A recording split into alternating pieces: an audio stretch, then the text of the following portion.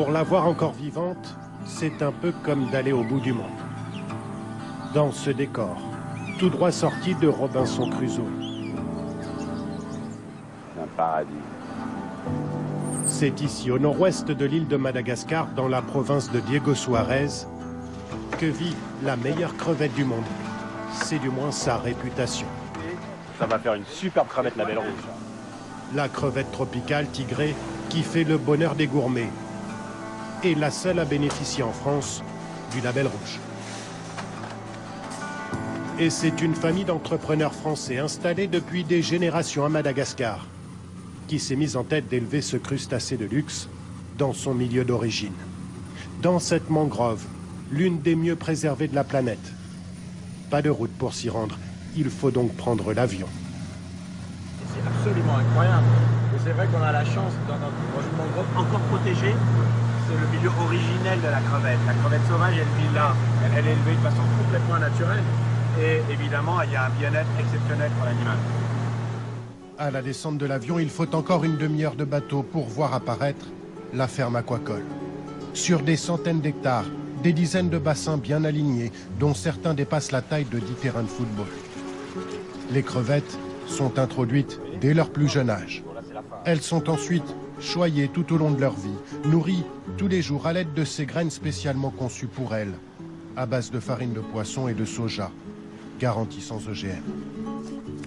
Elles sont régulièrement surveillées pour s'assurer qu'elles grandissent ici sans problème. Ça va bien, il n'y a pas de cicatrices, les antennes sont au complet. Ça va faire des grosses crevettes, ça va être pêché à 50 grammes.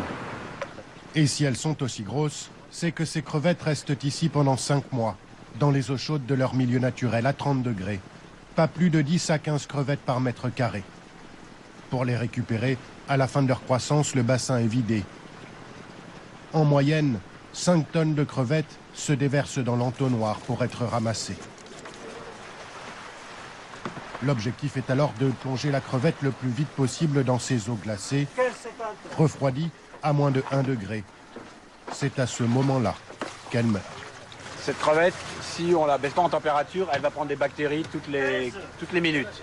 C'est le début de la course contre la monte, avant qu'elle soit traitée à l'usine. On l'a compris, l'étape est cruciale et il faut faire vite. Plongées dans des bacs de glace, les crevettes sont chargées sur cette péniche dans de grosses glacières. Moins d'1 heure de trajet pour arriver au site de l'usine. C'est là notamment que sont quotidiennement organisées des séances de dégustation. Une dizaine de goûteurs ont été formés pour tester, évaluer la crevette selon des critères bien précis. Donc là, je suis en train d'évaluer la texture de la crevette. C'est une très bonne qualité, donc une crevette qui est très ferme, c'est de très bonne qualité. Ces tests permettent de s'assurer que la crevette répond bien aux critères français du label rouge, d'une qualité supérieure. L'usine fonctionne à plein régime, près de 5000 tonnes produites chaque année.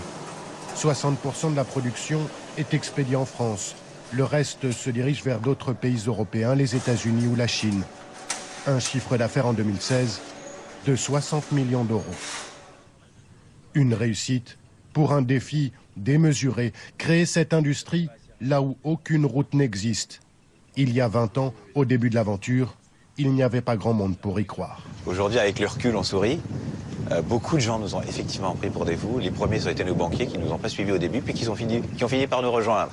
Et aujourd'hui, qui se réjouissent, je l'espère, avec nous, de la réussite de ce projet. Il ne reste plus qu'à se mettre à table, savourer la crevette. Dans vos assiettes en France, il vous en coûtera entre 4 et 5 euros l'unité tout de même. Un vrai repas de fête.